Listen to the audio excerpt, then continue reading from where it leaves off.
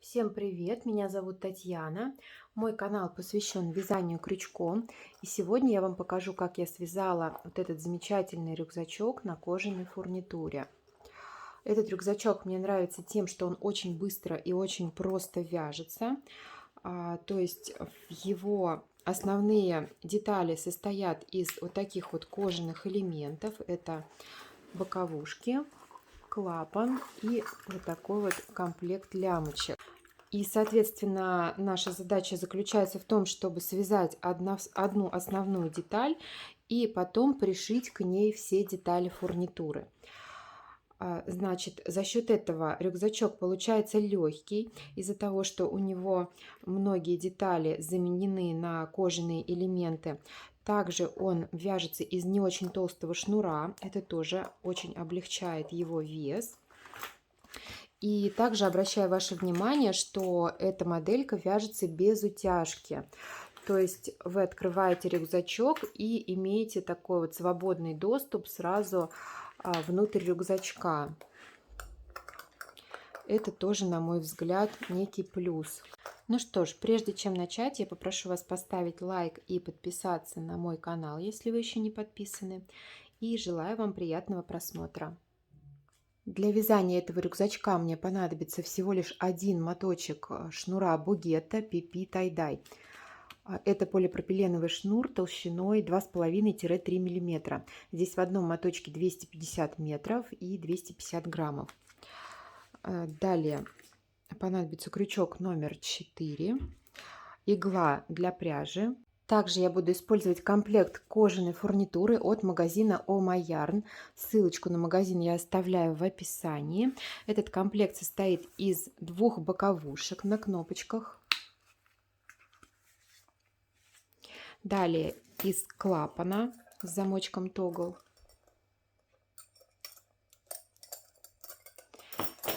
И вот таких вот лямочек, которые регулируются по длине и пристегиваются к клапану вот таким карабинчиком.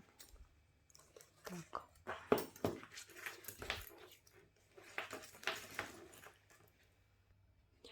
Также понадобится два вот таких вот кольца карабина, которые будут установлены на рюкзачке снизу. Сзади к ним будет пристегиваться нижняя часть лямочек. Размеры всех этих деталей я также оставляю в описании. Если кому нужно, заходите, смотрите. Итак, для этого рюкзачка нам нужно связать всего лишь навсего одну деталь. Вот такой вот длинный прямоугольник. Ширина этого прямоугольника должна быть равна ширине клапана. Например, в данном случае у меня клапан шириной 24 сантиметра. И ширина моей детали также 24 сантиметра. Далее, длина прямоугольной детали определяется по вот этой боковой части. То есть я беру боковушечку, беру сантиметр и вот таким образом ее обмеряю.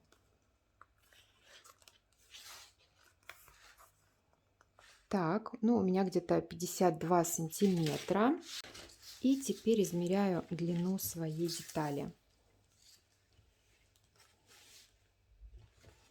Ну вот где-то 51 с половиной. В принципе, мне этого достаточно. Я когда буду ее пришивать, она немножко натянется так на боковушечку и будет нормально. В общем, вяжу полотно необходимого размера. Узор, которым вы будете вязать это полотно, абсолютно не имеет значения. Вы можете выбрать любой, который вам нравится. Узорчик вяжется, точнее полотно вяжется поворотными рядами, вот такими вот поперечными. Поэтому вы можете выбирать любой узор, который можно связать поворотными рядами. Далее, мой узор называется, ну, наверное, назовем его елочка, да, одна из вариаций узора елочка. По нему у меня уже есть видеоурок на канале, ссылочку я прикрепляю. Кликайте на подсказку и переходите в это видео, если вы хотите связать именно таким узором. Дублировать его здесь я не буду, потому что не вижу смысла повторять одно и то же несколько раз. расскажу только про количество петель и количество рядов. Для своего шнура толщиной 2,5-3 мм я набрала 26 воздушных петель и связала 49 рядов своим основным узором. В итоге я получила полотно, повторяюсь еще раз, 24 на 52 сантиметра. Если вы используете какой-то другой шнур, то, естественно, вы должны сделать расчет петель под себя. И вообще желательно, конечно, каждый раз вязать пробники, даже если вы берете тот же самый шнур, который я рекомендую вам в мастер-классе. Потому что плотность вязания у всех разная, поэтому и размеры деталей также могут получиться разные, даже если мы с вами набираем одинаковое количество петель. Поэтому я рекомендую в любом случае вязать пробник и делать расчет петель уже под свои размеры. Далее. Теперь самое главное, что мы должны учитывать в нашей детали. Значит, берем нашу боковушечку. И, как видим, у нас на ней расположено отверстие, за которое мы будем пришивать нашу основную часть. То есть я посчитала количество этих отверстий, у меня здесь их 42. И мне нужно каким-то образом их состыковать с моей деталью, чтобы все это пришивалось красиво, равномерно и выглядело опрятно. Значит, что я делаю? Я смотрю, каким образом я буду пришивать свою боковушку. У меня вот здесь вот на боковом крае моей детали есть вот такие вот отверстия между рядами. Вот оно, первое, второе, третье, четвертое, пятое и так далее. В общем, я посчитала количество этих отверстий. У меня их получилось 48. 48 здесь и 48 здесь. Количество отверстий на боковушке 42. Соответственно, я должна эти 48 отверстий распределить на боковушке. Значит, смотрите, получаем следующее. 42 отверстия у меня распределится по каждому отверстию на боковушке. И еще 6 отверстий вот здесь нам нужно куда-то деть. Значит, смотрите, вот здесь вот на первое отверстие боковушки у меня будет приходиться 2 отверстия в начале детали и 2 отверстия в конце детали. То есть, смотрите, если я вот так возьму боковушку и пришью ее к первому отверстию, вот так вот, да, то у меня эта боковушка здесь будет выпирать. Соответственно, я немножко вот так сдвину и пришью вот к этому первому отверстию 2 отверстия на вязаной детали. То есть 1 и 2. Далее у меня каждое отверстие на вязаной детали будет соответствовать одному отверстию на кожаной детали. Далее, когда я дойду до угла, к одному отверстию кожаной детали я присоединю 3 отверстия на вязаной детали. То есть, чтобы у меня угол выглядел красиво, не был стянутым, нам нужно 3 отверстия на вязаной части соединить с одним отверстием на кожаной части. Соответственно, здесь 1 петля у меня лишняя, здесь уже 2 петли лишних. На втором углу, естественно, я сделаю то же самое, то есть еще 2 петли. И когда я дойду до конца, здесь у меня также 2 последних отверстия пойдет вот сюда, в одно отверстие кожаной детали. Соответственно, все 6 лишних петелек я распределила.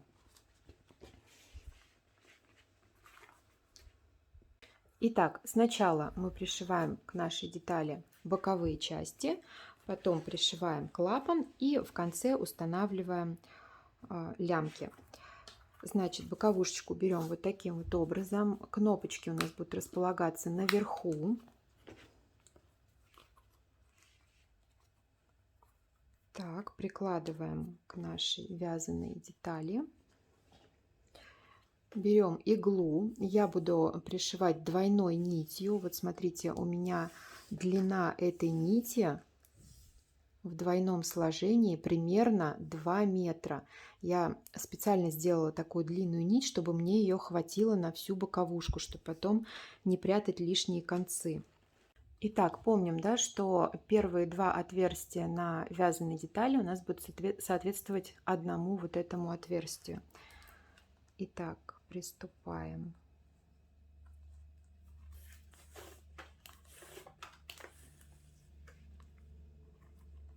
Первое присоединили.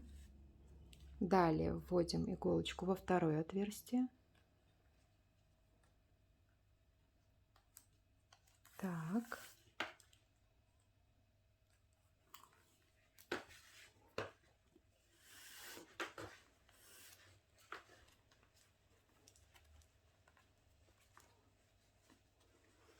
И дальше поехали. Следующее отверстие. Сюда.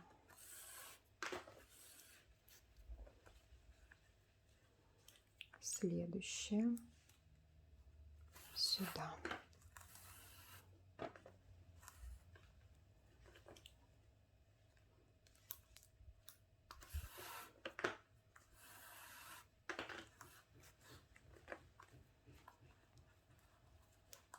Потуже затягиваю.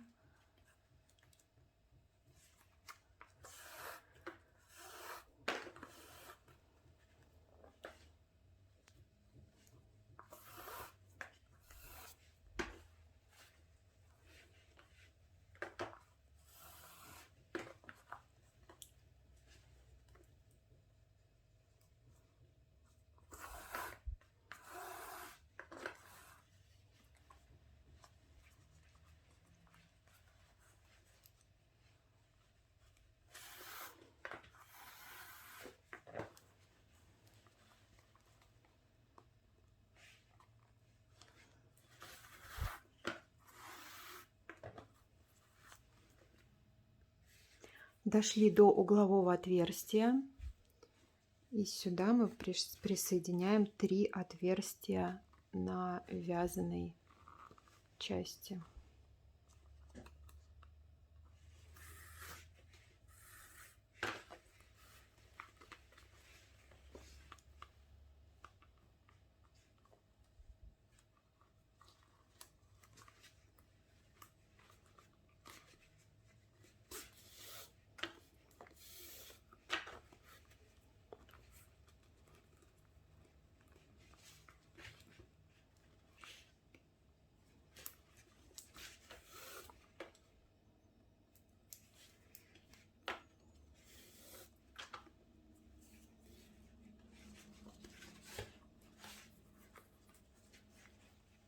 Так, далее снова по одному отверстию.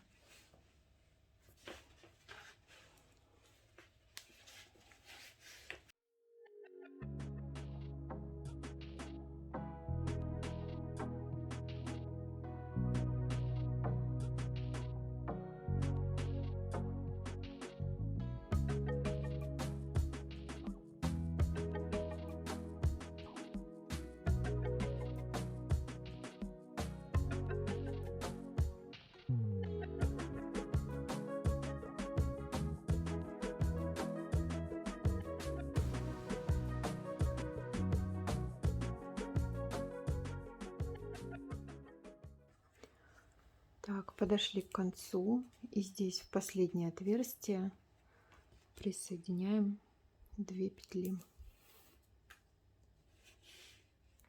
Так, и вот так.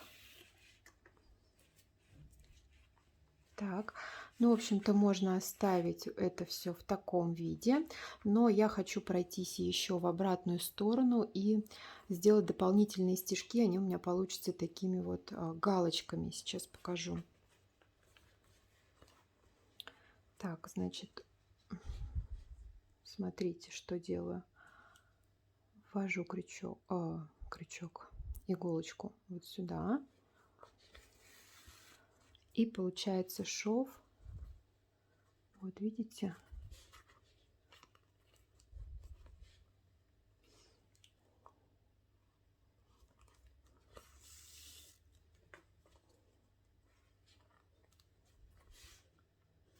Вот они, галочки, про которые я говорила.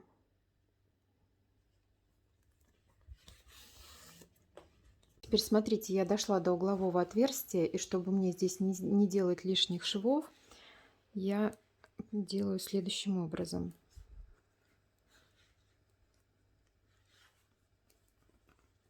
Здесь у меня и так уже по 3 стежка. Так, здесь доделала последнюю галочку и сразу перехожу вот к этому отверстию. Вот так. И все, и дальше пошли галочки уже вот сюда.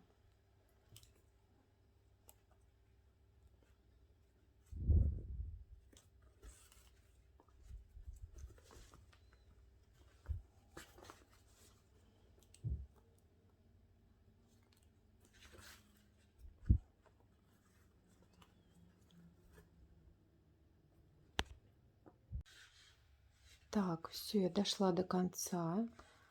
Вот она моя ниточка. Я ее, пожалуй, сейчас выведу наизнанку вот таким образом. Так, и вот здесь вот у меня хвостик. Его я тоже сейчас протяну наизнанку. Так, все, здесь я таким образом сделала вот такой вот красивый завершающий шов. Так, а здесь теперь ниточку обрезаю, закрепляю ее.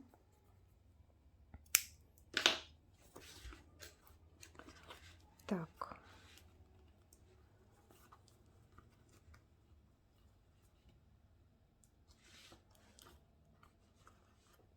сейчас нужно ее надежно закрепить, чтобы она здесь не вылезала.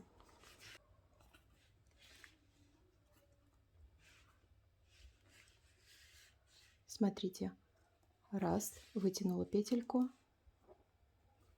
и в эту петельку просунула хвостики и туго-туго затянула. Все, теперь эти хвостики спрячем на изнаночной стороне между петельками. И на этом все. Второй хвостик закрепляем точно так же. Далее пришиваем вторую боковушку и перейдем к пришиванию клапана. Итак, я пришила обе боковушки.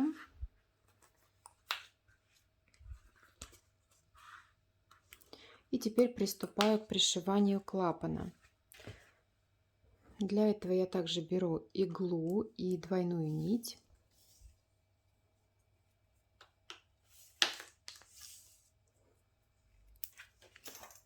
Так, и сам клапан. Прежде чем приступить к пришиванию, нам нужно равномерно распределить петельки.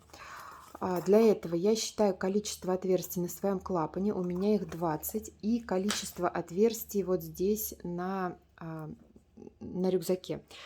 Значит, отверстия на рюкзаке у меня будут вот здесь. Значит, вот это верхний ряд. Берем следующий ряд, то есть второй сверху, и на него ориентируемся. То есть иглу будем вводить вот сюда, вот в эти отверстия второго ряда. Значит, первая петелька у нас будет вот здесь. Это будет первый шов. И считаем. Второй шов, третий, четвертый, пятый. И считаем так до конца. 6, 7, 8, 9, 10, 11, 12, 13, 14, 15, 16, 17, 18, 19, 20, 21, 22, 23, 24. И вот он последний, 25. Ну, в принципе, логично. У меня было 26 наборных петель и между ними 25 отверстий. Соответственно, у нас 20 и 25. 5 петелек здесь нам нужно будет пропустить. И эти пропуски нужно будет распределить равномерно по всей ширине клапана. Итак, что мы делаем? Вводим нашу ниточку в работу.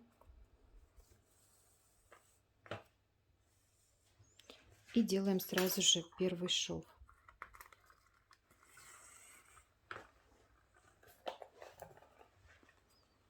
Так, все. Далее делаем второй шов.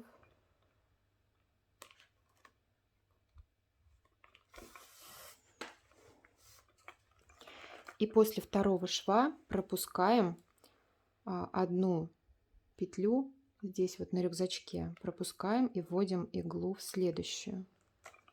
Здесь захватываем следующее отверстие. Так, все, один пропуск мы сделали. Теперь будем делать пропуски через каждые 4 петельки. Это у нас уже первая петелька, вот это. Первая из 4, я имею в виду. Вторая.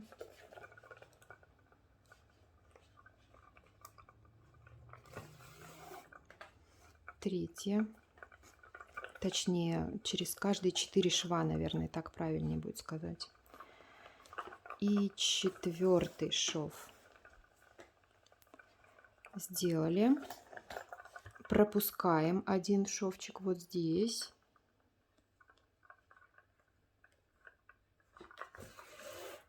Сделали второй пропуск.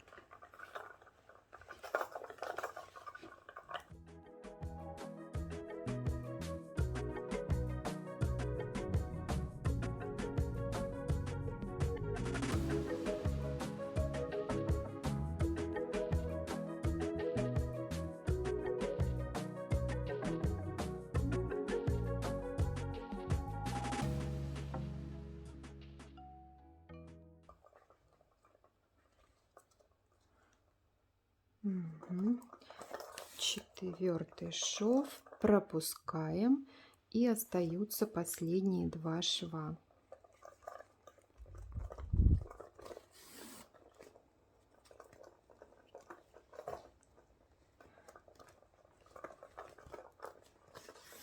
Так, ну вот, довольно-таки неплохо получилось, на мой взгляд. И сейчас я пройдусь еще раз по тем же петлям в обратную сторону, чтобы здесь у меня получились такие же галочки, как и на боковушках.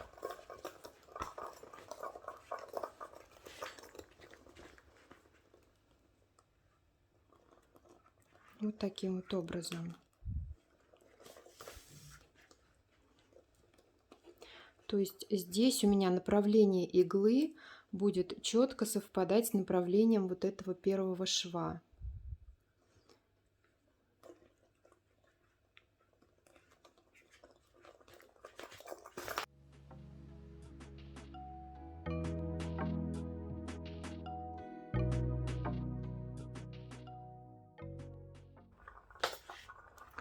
Вот что у меня получилось. Смотрите, у меня получается этот шов как продолжение основного узора. Прям очень похоже. Вот что получилось на изнаночной стороне. Ну и теперь пришиваем нижнюю часть замочка. Для этого берем снова ниточку с иголочкой. Замочек примеряем к рюкзаку. Пришиваем его строго по центру. Так. И смотрим, расстояние по высоте должно быть таким, чтобы у нас в застегнутом виде вот эта вот бляшка не болталась. То есть, если слишком высоко пришьете, она будет, видите, вот так ходить. Вот. Ну вот у меня получается почти в самом низу расположение этой детали.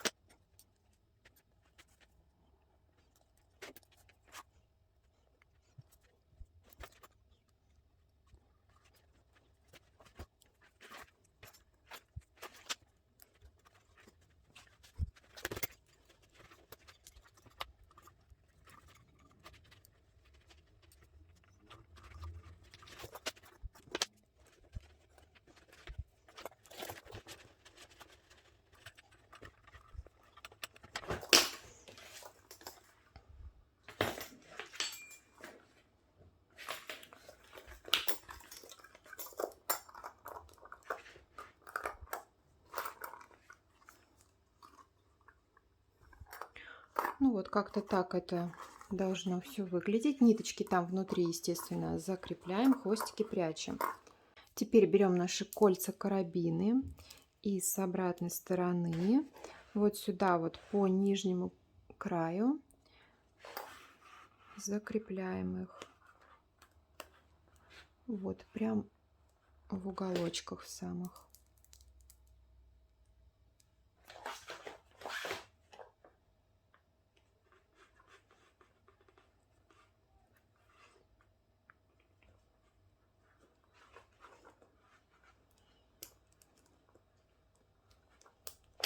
Так, и на них крепим лямочки.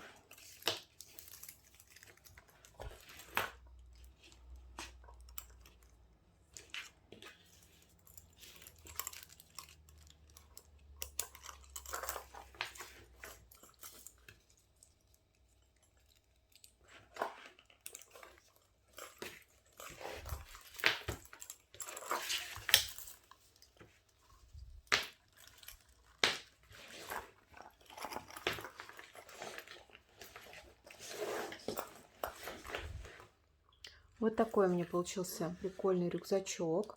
Такой, я бы сказала, немножко нестандартный для вязаных рюкзачков. И необычный, на мой взгляд. Я надеюсь, что мой мастер-класс вам понравился. Жду ваши лайки, жду ваши комментарии. Спасибо за просмотр моего видео и всем пока-пока.